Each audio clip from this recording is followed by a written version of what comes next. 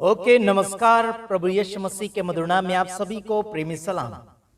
जैसे कि आप देख रहे हैं राष्ट्रीय जय यीशु मानव सेवा, और मैं प्रभु में आप सबका भाई आशीष राजकुमार परमेश्वर का धन्यवाद करते हैं कि आपके बीच में सुनहरा अवसर प्रदान किया। और आप सभी का धन्यवाद कि आप सभी लोग मुझे प्रेम दे रहे हैं। आप सभी का धन्यवाद। हम आज इस बात के ऊपर बात छेड़ेंगे कि प्रभु यीशु मसीह के नाम से लोग क्यों आते चले जा रहे हैं अन्य धर्मों को छोड़कर, यानी कि कोई धर्मों को छोड़कर। कई लोग कई धर्मों को छोड़कर प्रभु यीशु मसीह के पास आते हैं, क्योंकि प्रभु यीशु मसीह धर्म का परमेश्वर नहीं है। प्रभु यीशु मसीह आपके जीवन का परमेश्वर। प्रभु यीशु मसीह सारी दुनिया का निर्माण करता परमेश्वर है। हम उसके बारे में बात करेंगे। बीच में ज्योति शर्मा ने ठोकने और मारने की बात करी थी। मसीह लोगों को, ईसाई समाज को धमकी दी थी। आज मैं आपको सुनाना चाहूंगा, जो हिंदू धर्म का ही एक बाबा जी हैं, उन्होंने ही क्यों कहा कि ईसाई लोग क्यों क्या करते हैं, क्या मदद करते हैं, कैसे वो प्यार मोहब्बत बताते हैं। देखिए, वो खुद यीशु मसीह का प्रचार कर रहे हैं, यानी कि वो खुद यीशु मसीह के गुण को देखकर बोल रहे हैं कि मसीह लोग कितने भले लोग हैं। हालेलुया।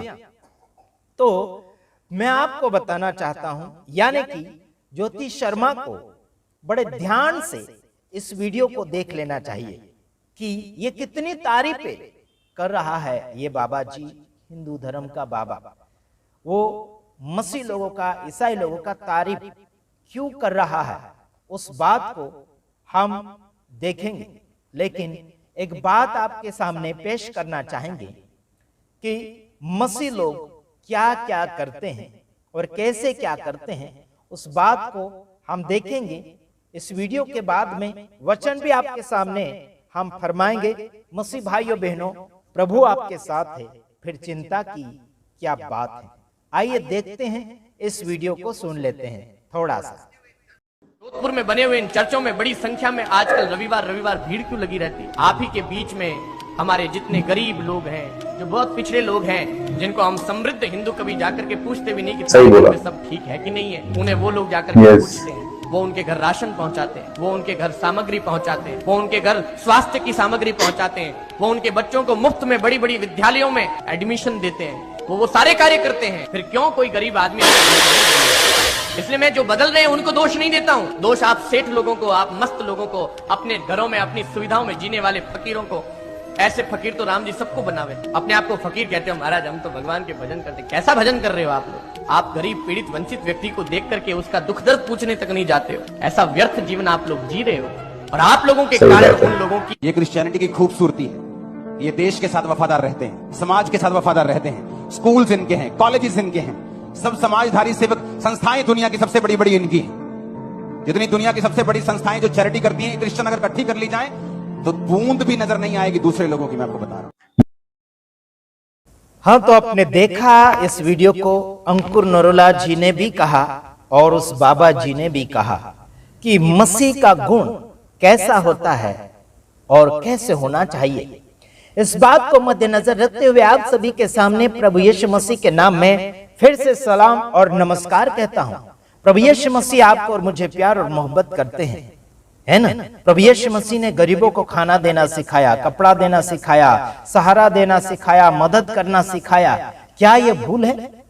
मेरे तमाम भाइयों बहनों, प्रभु यीशु मसीह के लोगों ने कभी भी कुल्हाड़ या फिर तलवार या फिर बंदूक का इस्तेमाल नहीं किया है। हेलो, समझ में आता है? किसी को मारने तोड़ने के लिए बंदूक का इस्तेमाल नहीं किया, और ना ही कोई तलवार या फिर कुल्हाड़ का, और ना ही कोई प्रकार के हथियार का इस्तेमाल किया। कभी इस्तेमाल नहीं किया, बल्कि परमेश्वर के वचन का इस्तेमाल जरूर किया उन लोगों ने। कहां क्या बोलना चाहिए, उस वचन को उन्होंने अच्छी रीति से लागू किया। बीते हुए दिनों में मेरे पास एक वीडियो पहुंचा था जो था उड़ीसा से। वहां के पास्टर को बहुत पीटा गया था, मतलब जानलेवा हमला किया गया था। मैं उसके बारे में बाद में कभी बताऊंगा, लेकिन थोड़ा सा झलक आपको मैं सुनाना चाहता हूं। उस पास्टर को मारा, बहुत मारा, आगे पीछे वो अपना शरीर दिखा रहा था पुलिस वाले को, लेकिन पुलिस वाला बस लिख कर चला गया और उस केस को ढप कर दिया, यानी कि दबा दिया। कोई ध्यान नहीं दे रहे हैं। मैं आपको बताना चाहता हूं, प्रभु यीशु मसीह के पास आने से इंसान का फायदा क्या है? हेलो, धर्म बदलने से या फिर धर्म मानने से इंसान का कोई फायदा नहीं, बल्कि वचनों के साथ जीने से फायदा है। उस बात या फिर समाचार या फिर प्रचार के साथ जीने से फायदा है। चलो देखते हैं, हम कुछ वचनों के साथ फरमाना चाहते हैं आपके सामने, ठीक है? आप हमारे साथ निकाल लीजिएगा मत्ती रचित सुसमाचार, उसका 5 अध्याय, उसका 7, 8, 9 वचन आपके सामने हम रखना चाहेंगे। अगर ज्योति शर्मा जो मारने, तोड़ने, ठोकने की बातें जो कर रही थी, वो हो सके तो मेरे वीडियो को बड़े ध्यान से सुनना। ज्योति शर्मा मुझे जानती है, पहचानती है काफी वर्षों से, है ना? वो मुझे जानती है, मैं उसके लिए कोई अनजाना नहीं हूं। 2021 से ज्योति शर्मा मुझे पहचानती है ना? तो बीच में मैंने उसका मुंह बंद किया था, लेकिन और भड़कने लगी है। तो ध्यान से सुनिएगा, जितने भी मसीह समाज के लिए जितने भी लोग विरोध करते हैं, उन सभी के लिए मैं ये समाचार भेज रहा हूं।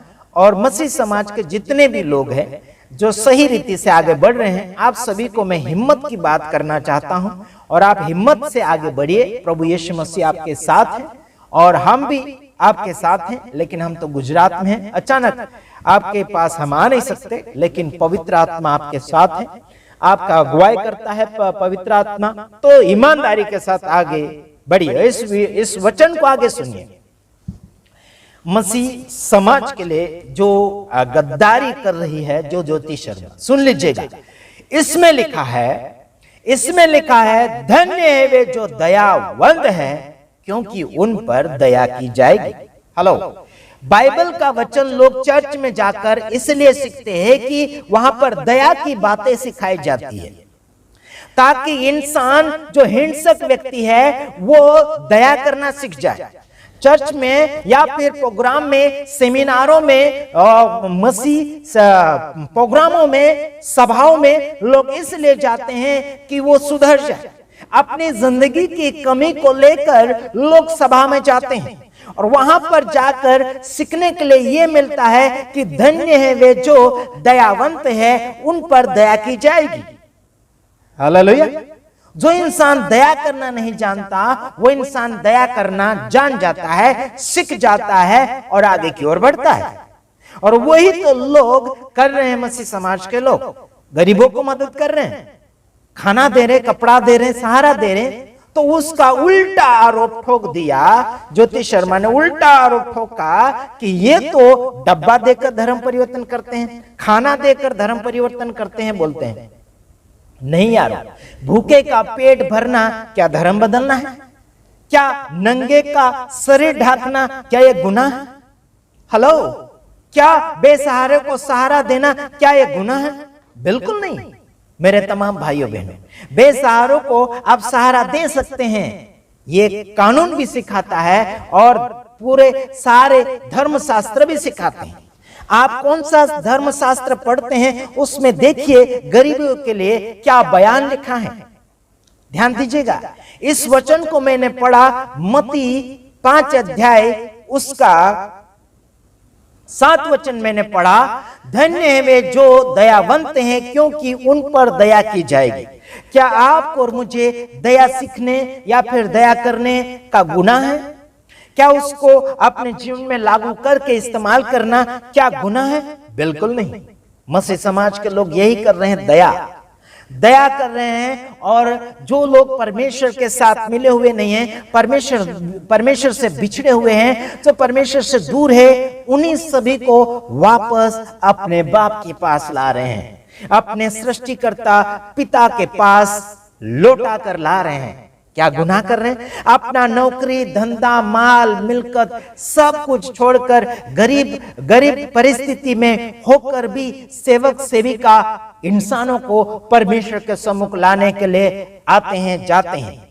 अपना क्या बोलना चाहिए, अपनी जन्मभूमि को छोड़कर, अपनी मातृभूमि को छोड़कर, अपने माता पिता, भाई बहन, परिवार को छोड़कर काफी सेवक सेविका किराए से घर लेकर सेवा करते हैं। ये क्या है यार? ये प्रेम है, ये दया है, ये भाव है।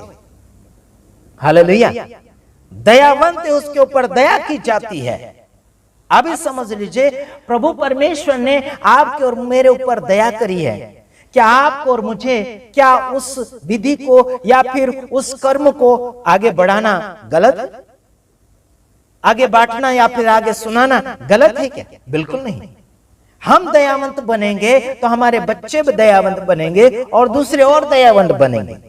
हेलो भारत के दर्शकों, हमारे दर्शकों, परमेश्वर के खोजी लोग, परमेश्वर का शिक्षा यही है। यहां पर खुद यीशु मसीह बोलते हैं कि धन्य वे जो दयावंत हैं, उन पर दया की जाएगी। क्या आपके अंदर दया होनी चाहिए? हाँ, होना चाहिए। मारना, तोड़ना ये कोई भी प्रकार का शास्त्र अलाउ नहीं करता। आप बताइए हमें कौन सा शास्त्र अलाउ करता है मारना, तोड़ना? बताइए। हेलो मेरे तमाम भाइयों बहनों, आपको समझ में आना चाहिए और आप समझ लेना चाहिए परमेश्वर के वचन क्या कहते हैं। हाँ, तो मैं आपके साथ बात कर रहा था कि धन्य है वे जो दयावंत हैं, उनके ऊपर क्या किया जाएगा? दया की जाएगी। तो आपको और मुझे क्या करना चाहिए? दया करना चाहिए। हर एक शास्त्र यह सिखाता है कि दयावंत बनना चाहिए, दया करना चाहिए माता पिता भाइयों के ऊपर, है ना, हर एक जीव जानवरों के ऊपर दया करना चाहिए, है ना। मेरे तमाम भाइयों बहनों, मैं आपको आगे एक और इसी वचन को आगे पढ़कर सुनाना चाहूंगा। यहां लिखा है कि धन्य है वे जो दयावंत है, क्योंकि उन पर दया की जाएगी। दया की जाएगी, जो दया करता है उसके ऊपर दया की जाएगी। इंसान भी दया करेगा उसके ऊपर और ईश्वर भी दया करेगा। उसकी लंबी उम्र हो जाएगी, आप बुढ़ापे में भी आप अच्छे से चल फिर सकते हैं। एक आंटी जी ने मुझे फोन किया पूना महाराष्ट्र से, अभी लगभग वो 70 साल के आसपास पहुंच रहे हैं। वो अकेले घर में, उनके बच्चे बहू जो है विदेश में है। उन्होंने मेरे वीडियो को देखकर फोन किया, बेटा आपके अंदर हमने प्रभु को देखा, परमेश्वर का शुक्रिया था, धन्यवाद प्रभु, आपके नाम की स्तुति हो। आइए हम आपको एक और बात बताना चाहते हैं। धन्य वे जो दयावंत है, उनके ऊपर दया की जाएगी। बीते हुए दिनों से लेकर काफी ऐसे हंगामे मच रहे हैं छत्तीसगढ़ के अंदर और यूपी बिहार के अंदर, और क्या बोलना चाहिए उड़ीसा के अंदर काफी हंगामे मचे और किसी ने आवाज नहीं उठाया, किसी ने आवाज नहीं उठाया, केवल वीडियो बताया कि वहां ऐसे ऐसे हो रहा है। ऐसे समाचार बताने वाले मसीह समाज के बहुत ऐसे वीडियो बनते हैं या फिर चैनल बनाकर रखे हैं, परंतु किसी को हौसला और हिम्मत देने के लिए किसी ने बात नहीं छेड़ी।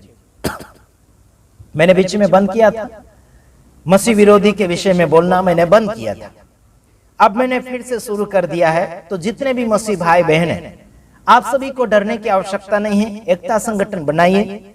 विश्वासी आपके चर्च में जितने भी आते हैं, बैठते हैं, घरों में आराधना सभा चलाते हैं, तो आप लोगों को इतना ही करना है कि जो भी विरोधी आते हैं उनको केवल इतना बोलो, आप बैठो, बड़े शांति के साथ बैठो, पूरी आराधना स्तुति होने दीजिए और आप देखिए, आप सुनिए, अपनी आंखों से देखिए और कानों से सुनिए कि हम क्या करते हैं। ऐसा करके उनसे जरूर रिक्वेस्ट कीजिए और उन्हें अच्छा चाय पानी नाश्ता भी करवाइए और बड़े प्यार से उनको बिठाइए और लास्ट में उन्हें पूछिए, सवाल जवाब उन्हें कीजिए कि हमने क्या किया अभी, आप बताइए करके उनसे सवाल जवाब करना है। क्या हमने धर्म परिवर्तन किया? क्या किया हमने? आपने सर्च किया होगा, 1-2 घंटे का मीटिंग हुई होगी, उसमें आपने सर्च किया है, तो आपने क्या निष्कर्ष निकाला है, ऐसा करके उन विरोधियों को पूछना है।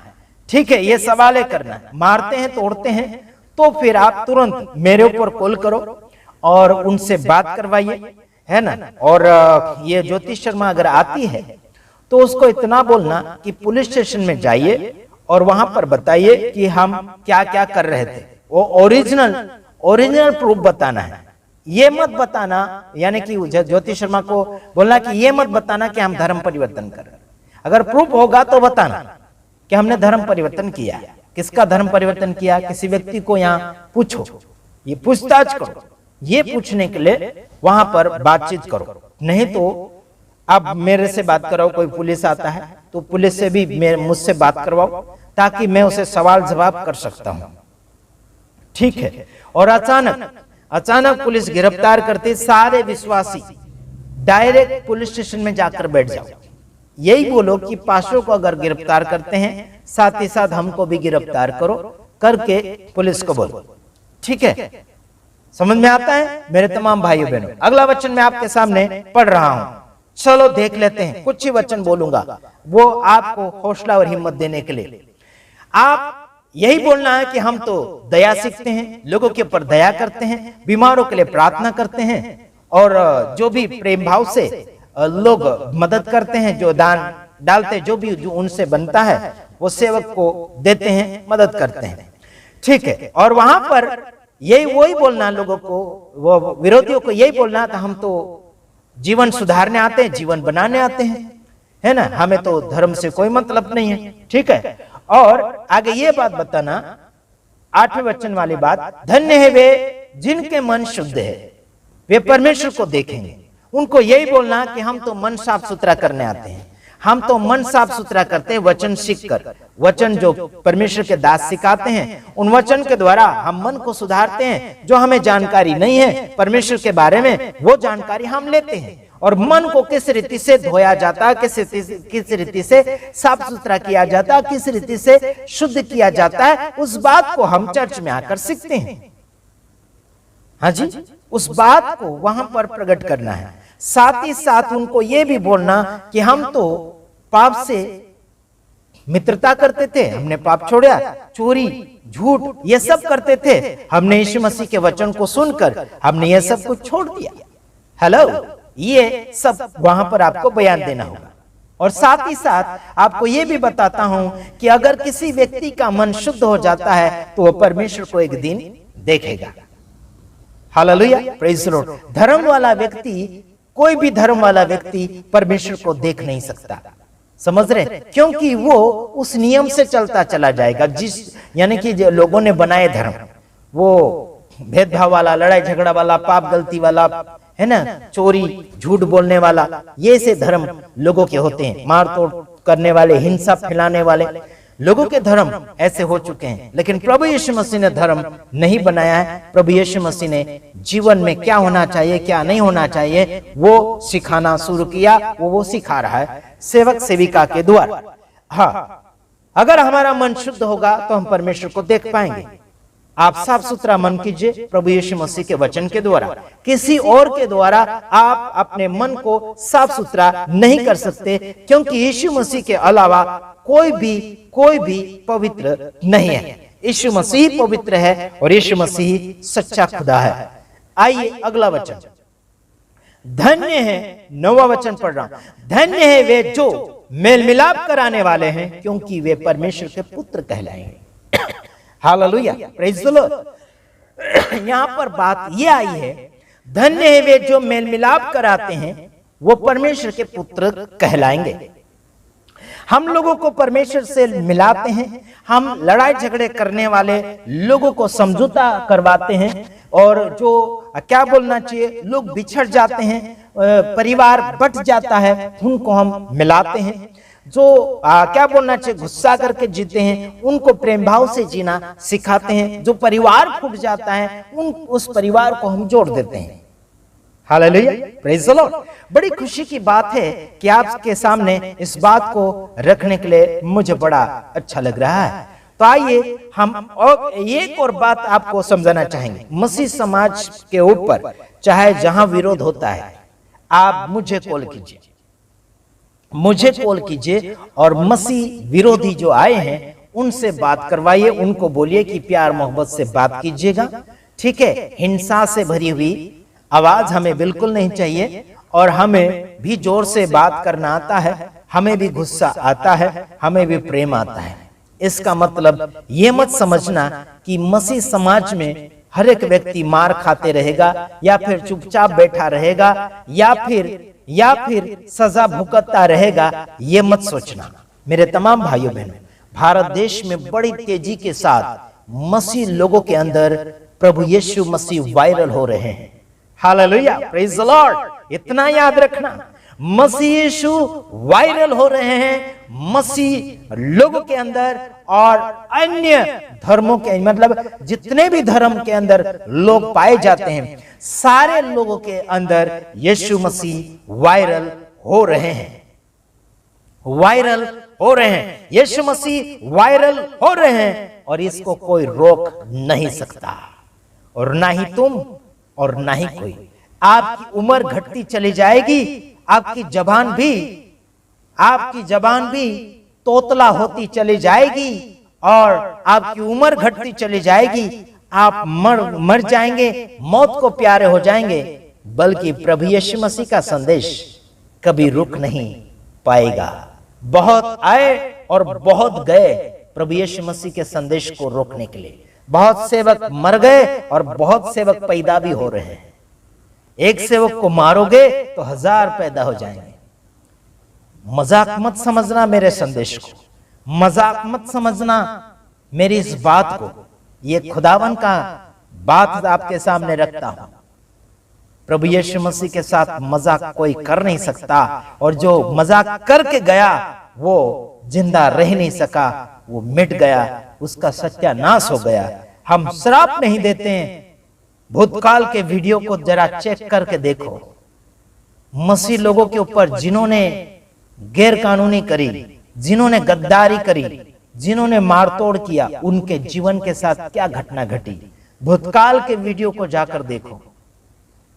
तो मैं आप सभी से रिहाई लेना चाहता हूं, दूसरे वीडियो में आऊंगा। तब तक के लिए God bless you, God bless you, आमीन। कोई डरो मत।